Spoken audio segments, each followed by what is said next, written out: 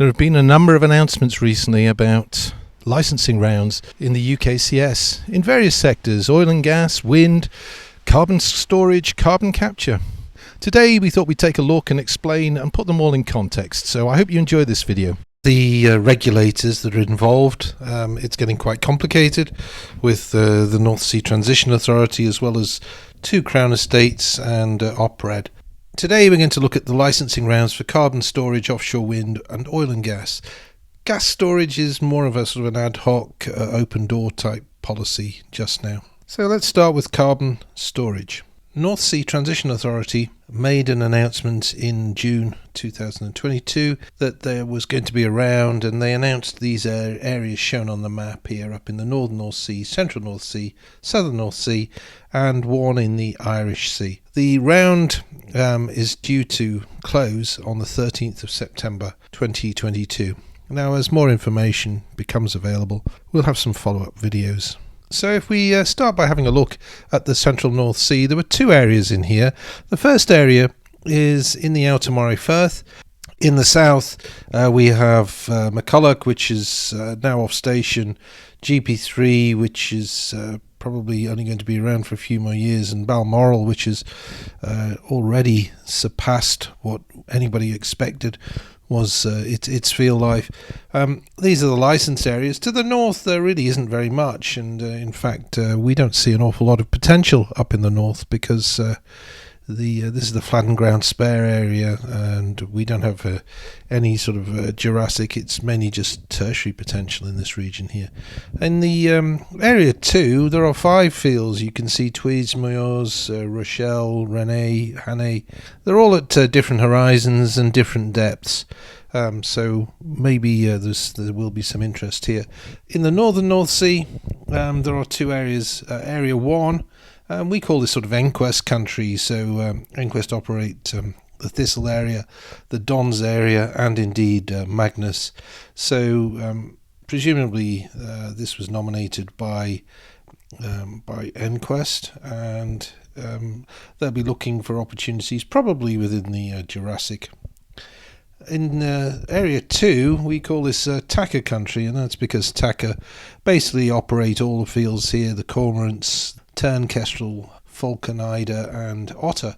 So again, look, these fields are some of them have already reached COP, others are approaching it, and really there's a major effort within Tacker looking at abandonment in this region. Over in the Irish Sea, only one area, and this is Spirit Energy. Basically it covers the North Morecambe and South Morecambe, and can imagine that this is really here to see look at the feasibility of injecting carbon dioxide into Morecambe once it stops producing. It was a major swing producer in the past. In the Southern North Sea, it's quite complicated. There are 8 areas, and we're going to deal with them. These areas in the north here, areas 1, 7 and 5. We're also going to then move down to areas in the west, 3 and 6, and then areas 8, 4 and 2. We love this map. It's produced by Mapstand and was published in Expro News. So you can see in dark blue are the wind farms, in light blue the planned wind farms, the gas fields are shown in red, and then you can see the existing carbon capture and storage licenses in yellow. There's 3 here, 1 down here, and there's 2 elsewhere, so 6 in total. And here we can see the areas that have been identified for the new licensing round. Clearly the areas have been chosen to avoid wind farm areas, but quite a few of the areas do cover active, gas licenses really. There's very little oil in the Southern North Sea. 3 areas up in the north then. We look here, area 1, largely open acreage. There are 3 fields here: Kilmar, Cavendish and Trent. Not sure what's going on here. Potential in the Triassic, we thought, but this is an area that could be evaluated. Area 7, this is essentially an unlicensed area, so all these fields have ceased production, and they're all carboniferous reservoirs. So is there the potential to inject carbon dioxide into these, or are they too deep? Area 5, well, you can see in Area 5, close to the median line here, you can see that there are indeed no fields within this zone. It is far from the coast and from a CO2 source, so we don't have very much to say at this stage, but we'll come back on that. Area 3 and 6. Area 3, a very large area here, and you can see in more detail, it's just offshore from the 3 nautical mile limit. So basically this would be very, very shallow water in here, and then coming out in this region, it's still relatively shallow, it's still jack-up country, and it's really only one sort of the western part of Amethyst West pokes out into this block. For some reason that has been included, but it's a very, very large area. It's close to the coast, so it is close to the source of carbon dioxide from onshore industry, but it could be that it's environmentally sensitive. Area 6, well, that's an area where there are lots of fields within here, and many of them in the north here are still licensed, and some are still producing. In the south you can see that this is open acreage, and perhaps it's the Amethyst area that's being considered for a redevelopment for carbon storage. In Area 8 there are half of 2 major fields are unlicensed, so the western part of Audrey is being considered for a gas redevelopment by Hartshead, whereas the east here is unlicensed and is being considered potentially for carbon dioxide storage. Quite how that would work with methane extraction potentially at this end of a field and carbon dioxide being injected at this end of the field is not clear at this time. And then down to the south here we have North Valley, and this part here is still under license, and the eastern part is an open acreage. We are going to be talking about the upcoming 33rd licensing round, and it is possible that operators may actually apply for redevelopment of the gas within these open acreage zones. Here in Area 4, you can see the giant Lamand field, Hewitt and Vulcan. These are major fields. Much of the area is licensed, and we wonder if it's the incumbents that have actually nominated this area and looking to see if they can reuse Lamand. This would be Perenco, and over here it would be E&I. But Vulcan is currently in open acreage. So Southern North Sea Area 2, again multiple fields. Indy is the biggest, and Sean, north and south, they're still producing. So here is our TROVE workflow example. So what we've looked at here, we view all Southern North Sea fields and discoveries, and you can see these are the parameters. And if we actually just select from within that just the Triassic fields, you can see we have 15 Triassic fields and 1 combined Triassic and Rotliegends field here. All of the fluids are gas, as they are throughout pretty much the entire southern Permian Basin. We have already 1 CCS included within here.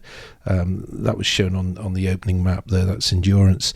You can see the quadrant number and water depth. So we can kind of select this subset of Triassic opportunities.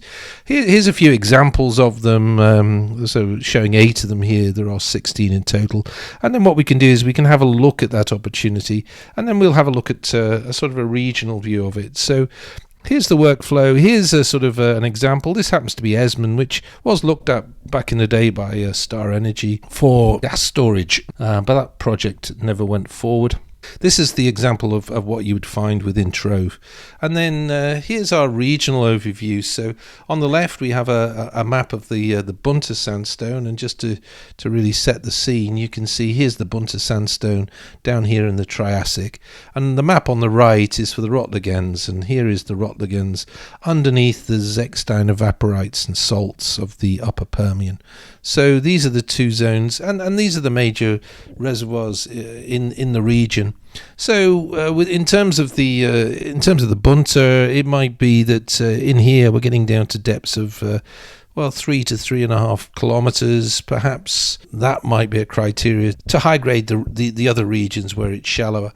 And in the Rotligens, you can see that the area within this sort of dark green corresponds to 3,500 to 4,000 metres depth. So, these possibly are areas which you might wish to discount because they are too deep.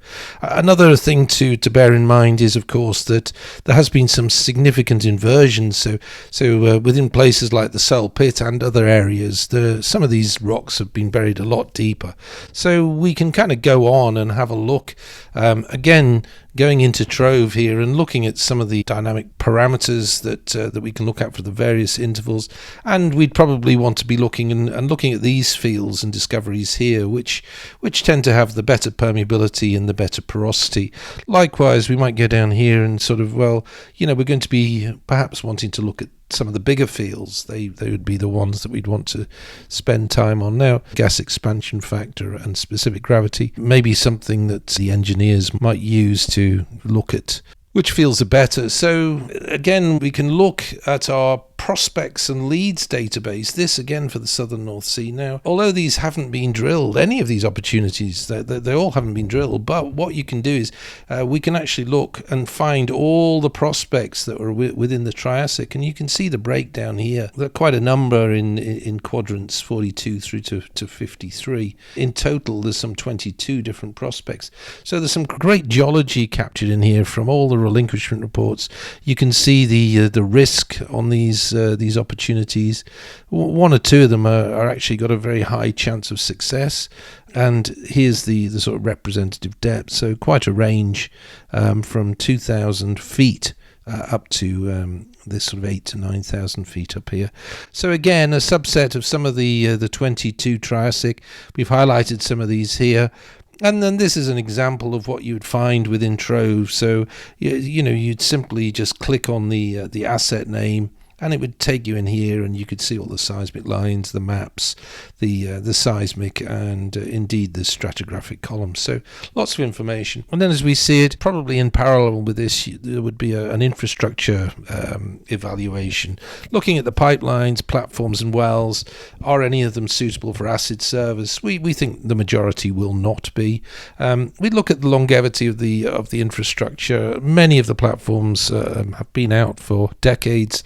Many are approaching cessation of production.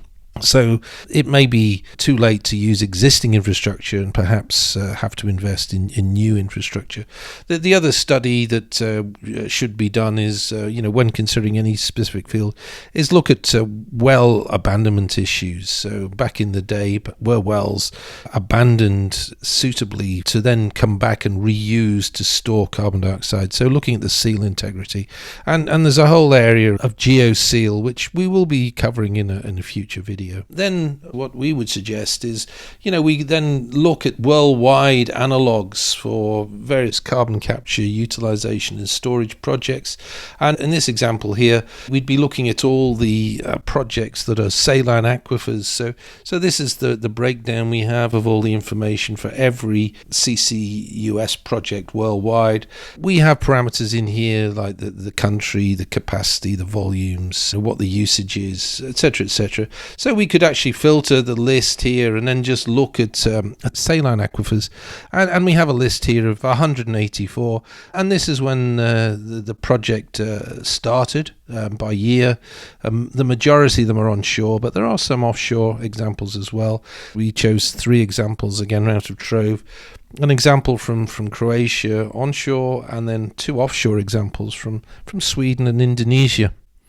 Now, this would be the having gone through the exercise of screening all the opportunities, then, companies would come up with prioritized areas, and then there would be a sort of a geoscience workflow looking at 3D regional seismic, and to that end, just flag up the news that was released recently that Lime Bay Consulting have actually gone and put their merged 3D volumes. They've made them available available to the public. So well done, Lime Bay. And unfortunately, this doesn't cover the southern North Sea region, but it does cover the central North Sea, outer Moray Firth, and the northern North Sea. So that's an opportunity to get hold of some of that information. So we've got the regional seismic, so detailed mapping and reservoir characterization, and by that what we mean is looking at pressures, temperatures, porosities, permeabilities, the net, the gross, the thickness, the formation volume factor, etc., etc.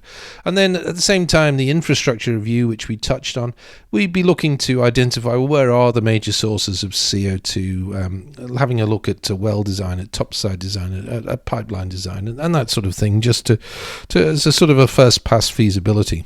And then there'll be another stream, which would be to do with assessing the environmental impact for specific applications, and then putting together indeed all the application documentation. So that's what we see would need to be done for the carbon storage round, and we'll update that as we go through. Now, gas storage is not a licensing round, but there was recently an announcement that two areas, the Rough field here down in the southern North Sea, and indeed the Bains, which is just over to the east of Morecambe. So this is the Spirit Energy operated Morecambe field. This is in Bains is sitting in open acreage, and you can see it just in the middle of the Irish Sea there. It's a very small map. And we can just have a look at those. And again, within TROVE, you can see we've got lots of information on these, but really, this is just for general information. Obviously, the company that's applied for these gas storage licenses has got a lot more information, field-specific information that they will be considering. Let's move on now to offshore wind. Well, we have reported, and we came out with this ScotWind infographic. Here's a list of the companies here and the fees paid for the various licenses. These were awarded by the Crown Estate Scotland. And going down through the list there, and then if we look at this as the area, here's the number of licenses and a map reference that you'll see highlighted in here. The capacities are shown. And then here on the map, you can see we've annotated these with the fixed platforms and the floating platforms. So on one sheet, we hope that this is very useful information. You can download this graphics for free. Here are all the companies that are involved in it, and you can see the number of licenses and the various capacities shown in here by floating and fixed. The number of licenses in total was 17. Over £700 million was raised to the licensing round, and there is a potential for 24.8 gigawatts of capacity to be added if all these areas were to move ahead. Now it's kind of going to go very quiet for a year or two while all the feasibility, all the surveys are done, and the economics, the plans are put in place for each and every one of these. At the same time, there is another licensing round going on, and this is referred to as the INTOG, the Innovation and Targeted Oil and Gas. So the idea of this is that it's basically offshore floating wind in the main, to basically go alongside or near to existing oil and gas infrastructure, so that it would power the oil and gas facility. The leasing process to bring these opportunities forward is due to open in around about June 2022. The seabed licenses would be for wind installations that are less than 100 megawatts. Now it does say greater than on this particular chart here, but we understand that it's actually for less than 100 megawatt installations. They would basically be hooked up to the nearby platforms and to power them. So some of the challenges: wind supplies intermittent energy, whereas oil and gas operations require 24/7 energy supply. Energy storage to actually supplement and mitigate the intermittency, it could be very heavy and also take up space, and in some of these older platforms there may not be the opportunity to actually retrofit large pieces of kit. Supplementary backup generators would probably be needed, so they probably have the generators running on diesel available at this time. That they would still have to be maintained, because they would have to be brought back online if the wind wasn't blowing. Life of field becomes an issue, so if these fields and the oil and gas installations are late life, it's highly unlikely that some of these wind opportunities would pass the economic hurdles to make it worthwhile. And at the end of the day, it is going to be an investment decision. If we say that the largest offshore turbines, floating turbines, are of the order of 15 megawatts in the foreseeable future, they are potentially very, very large towers, and there are sort of issues with choppers coming out to platforms, in thick fog. So we're going to have to make sure that, this is all done very safely and corridors are left for approaching aircraft. They are huge towers. So to get up to 100 megawatts, of the order of 6 turbines, and maybe even more, typically a North Sea platform would require somewhere between 50 and 100 megawatts of power. That's the sort of scale of these things. Now, there are analogues, and we cover those in our various troves. Here's examples of 2. This is the N05A region. This shows the sort of thing that's going on. This is a platform. I think it's actually electrical transmission rather than being oil and gas. But, you'd have an oil and gas platform here, the Ruby, and this is what is planned for Ruby. And it would actually be supplied by turbines actually across the border in Germany at the Riffgat offshore wind farm. And that's a large wind farm with 113 megawatts capacity. Another example, it would be the Hywind Tampen. This is where it's located here. Here's the Norwegian coast here. You can tell from the scale, this is the best part of 100 kilometers offshore. And the Hywind Tampen, the turbines for this, and it is in this very deep water here, so they will be floating turbines. They will actually power the Snorre and Gullfaks oil and gas fields. We understand that more wind farms are being evaluated for the Troll gas field. So there's 2 examples, and we cover all those in detail in our Trove Wind. So having a look at our wind developments, we have all the offshore wind developments here listed by the number by country, the capacities, who are the operators, what stage they're at, are they in planning, are they operational, etc. And we look whether they're fixed or floating or somewhere in between. And then what we can do with that is we could then just highlight the floating opportunities, and we filtered both the floating opportunities and those with a capacity of less than 100 megawatts. And you can see we have 61 within Trove Offshore Wind. They are located here in these countries. These are the operators for them. Now, the majority of them are indeed demonstrator projects, and very few are actually currently operational. Now, moving on at 100 miles an hour, moving on to the oil and gas, and there has been an announcement that there's going to be a licensing round. This was a recent article that was published in Energy Voice, and you can see the headline here, but in essence what the article said was that there were potential for 48 discoveries and 2.3 billion barrels of oil in existing discoveries. Now, when we go into Trove, we actually find that there's 435 discoveries and 4.5 billion barrels of oil. So we got 10 times as many fields, and we've doubled the number of potential reserves. Now, we'll also add that we only actually have volumes on around about 2/3 of the opportunities. So many we don't have numbers for within Trove. And of the ones that we do have numbers on, the contingent resources, about 2/3 of it is oil, and about 1/3 of it is gas. Now, this we found very, very surprising, and we've been through this a number of times to review it. But this is the breakdown. Now, many companies look at the central North Sea and include the outer Moray Firth. Within Trove, we break out quadrants 11 through 16 and call that the outer Moray Firth region. Then the central North Sea is everything else south of there, all the way down to the mid-North Sea high.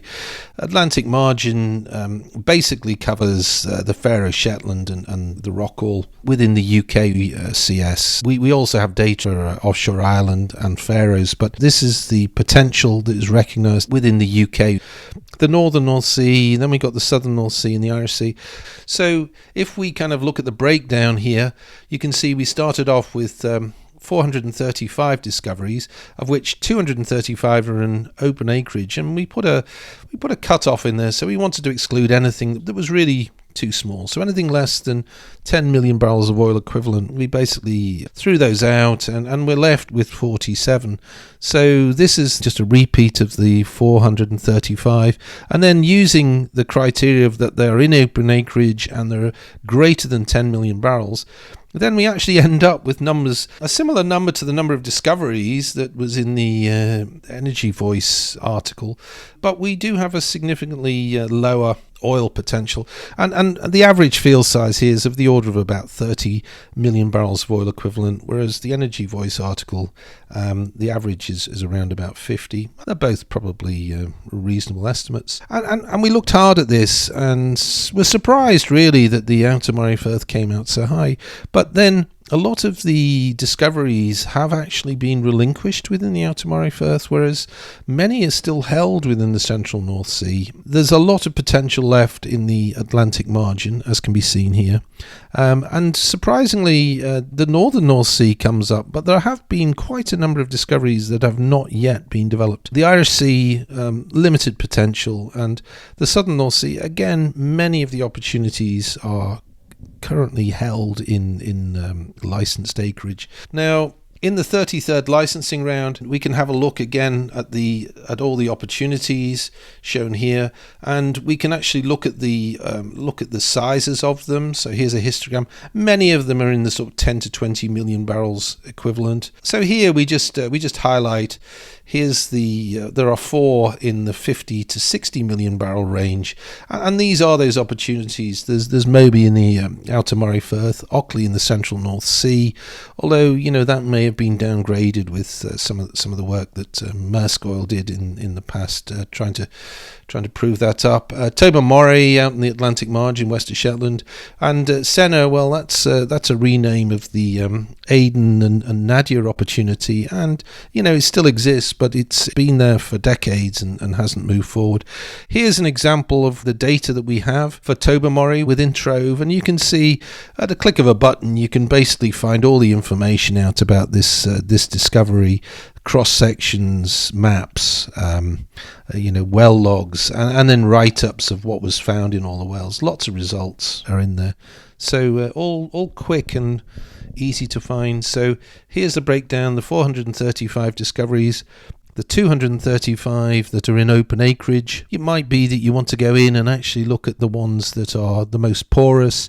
You might also decide that because the deeper ones will be expensive to drill, perhaps you want to target the opportunities that are in this depth band here down to about 12,000 feet. Again, you might decide not to be looking at some of the tighter reservoirs, but to concentrate on the more permeable reservoirs. We have within TROVE 2,248 prospects and leads across the UKCS, and that's the breakdown by area. And then you can see in here again, these are some of the criteria that we capture in the dashboard. Now there's 1,620 prospects that are in open acreage already characterized that are actually in our TROVE database. Now it may include some leads at this stage, but kind of highlighted, again, how you might go through here. You might decide that you're only interested in the central North Sea and Outer Moray Firth, so you may discount all these other areas. You then may decide that you only want some particular ages within here. You might look at the sort of the geological chance of success, and anything above 20% up to 80%, and I find some of these numbers rather unbelievable, but that's what's been reported, and TROVE just captures what other operators have said and published in the past. We may also want to constrain the depth range we look at, so we may only want to look between, say, 3,000 and 13,000 feet here. So again, we could actually put on these criteria. We could basically, we're not interested in leads, we're only interested in fully worked up prospects to see what's out there, and we're not interested in leads that have been evaluated and downgraded. We get a lot of these captured in relinquishment reports. So really from there on, the workflow that we would recommend is essentially the same as you would follow for the carbon storage workflow. And if you want to see that again, follow the timestamp here and go back to this time. What conclusions can we draw from the oil and gas licensing round? Well, we have a report available of the top 20 discoveries on the UKCS, and we're charging £5,500 for that report. So if that's of interest, please get in touch. TROVE contains an order of magnitude more opportunities than carried by others. I think clearly the statistics we've shown illustrate that. Hub analysis is key, and we're going to do an upcoming video which will actually show a fully worked up example.